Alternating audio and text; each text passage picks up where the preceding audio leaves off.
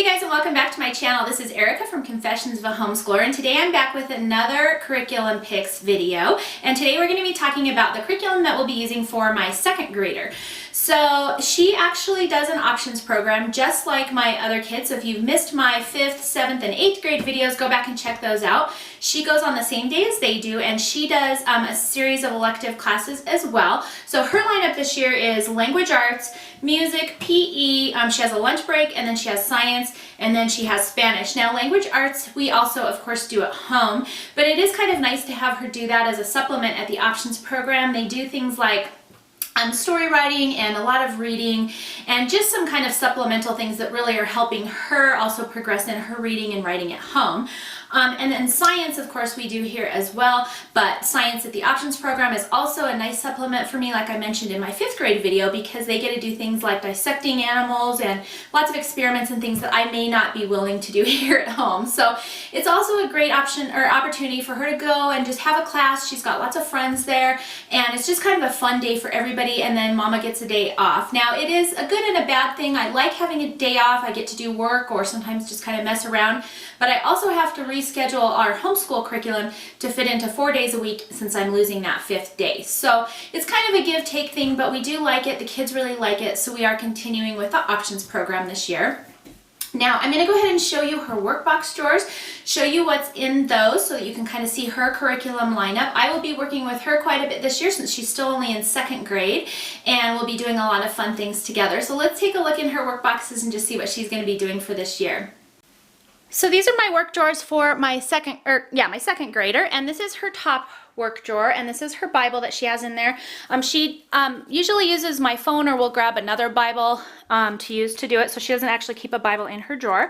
And if this is the Word of Life devotion, so if you want more information on that, I did do a review on it on my YouTube channel, so you can go and look up that video. So she keeps that in there. And then the other thing that she has in here is her little supply caddy, and I've linked this in several videos, but I'll try and link it in this one as well. And this is just an expandable acrylic drawer organizer, and she keeps all of her stuff that she may need this year in here. And so that's that. And then back here she also has a couple other fun things.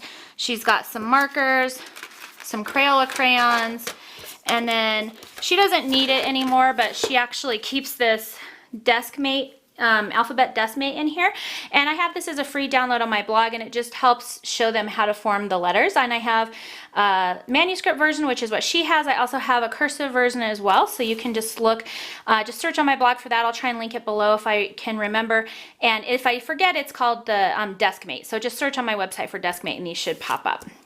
So that's her first drawer.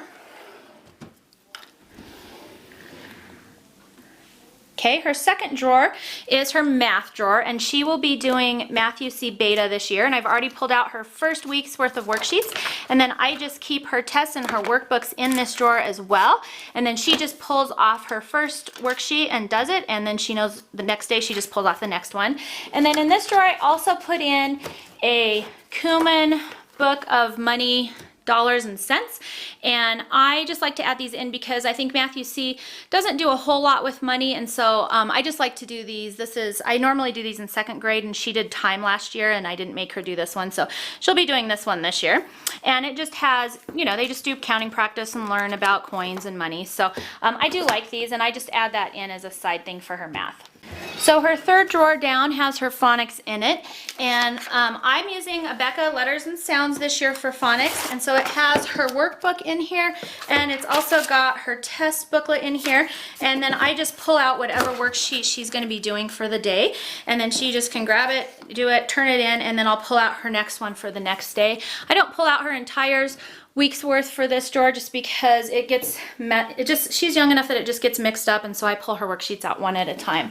And then back here in the back of the drawer is the Language 2 workbook, and this is their grammar basically, and I've already pulled out her first worksheet for that, and so it's kind of a similar situation. I just pull out her worksheet, she comes to this drawer, does both of her worksheets, and then she's done with that drawer. And I really do, for those of you who have asked, I really do like the Abeka Phonics program. It's easy. I personally like that it has worksheets so that I can make sure that after I've taught her a lesson, she can then go and implement that lesson on her own without me guiding her through all of the steps. So I do like that. All right, and then here is her next drawer down. This is her fourth drawer, and this drawer has her reading book in it, and she's gonna just be working on the Abeka reading for right now. I will probably also throw in my All About Spelling readers because I really like those. She's already been reading these this summer, so this is level 2 for All About Reading, and I love these books. They are great stories, and she actually prefers these stories to the Abeka stories, so we'll probably use both of those in there. And then the other thing I'm having her do is vocabulary workshop. Now, I will say that I don't love these for the older kids. We did them last year, and I almost feel like they're too many words. The younger versions are much better. She only has 10 words, I think, a week, which are a little bit more, 10. So they're a little bit more realistic in my opinion. The older kids get so many words per week that I don't even feel like they ever really learn them all that well. So how this kind of works is there's a story with the words in it, and then she learns the definitions of those, and then she kind of implements them in sentences and you know, just various little activities throughout the week to kind of just reinforce those words. So these are okay. I don't love vocabulary, I have to admit, so it's just what we're using. It's not my favorite, but it's what we're using. And then the next thing in her drawer is the Spelling UC, and I actually have the Spelling UC C level for her this year. However, she still has a couple lessons left in this one from last year, and I do want her to finish it. So I've left this in her drawer. She just has a couple lessons left, and then once she finishes that one, then we'll move on to the level C. So that's just gonna stay in there for now. And then in her bottom drawer, like my older kids, she is also going to be doing the Abeka. Now, I'm actually going to be reading this with her and doing any experiments and that kind of thing with her. But since all of the other kids were doing it, I just wanted to be consistent. Like I mentioned before, this isn't super hands-on-y, so I will probably add in a few things to this. She is also going to be doing the level 2 Our Americana as well. And I will probably add in some of the Evan Moore history pockets for her for that as well, just because, like I said, it's not very exciting. However, one thing I will say about Abeka History and Science is that it's really on grade level. I don't ever feel like the reading is too far above their grade level or too easy for them. And the length of the reading assignments also is quite good with in correlation with their age and kind of how much they can listen to and grasp at any one time. So I will say that I do like that about it. It's just not very hands-on, so I do like to add some extra things to that. But that's what she'll be doing as well for History and Science this year.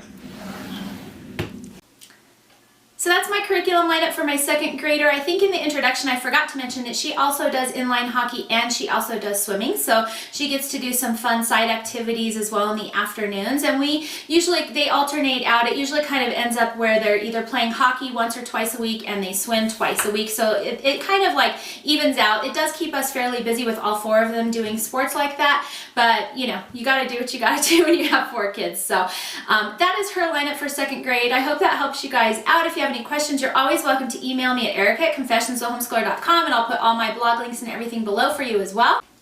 So I hope that you enjoyed this video, and I will see you next time.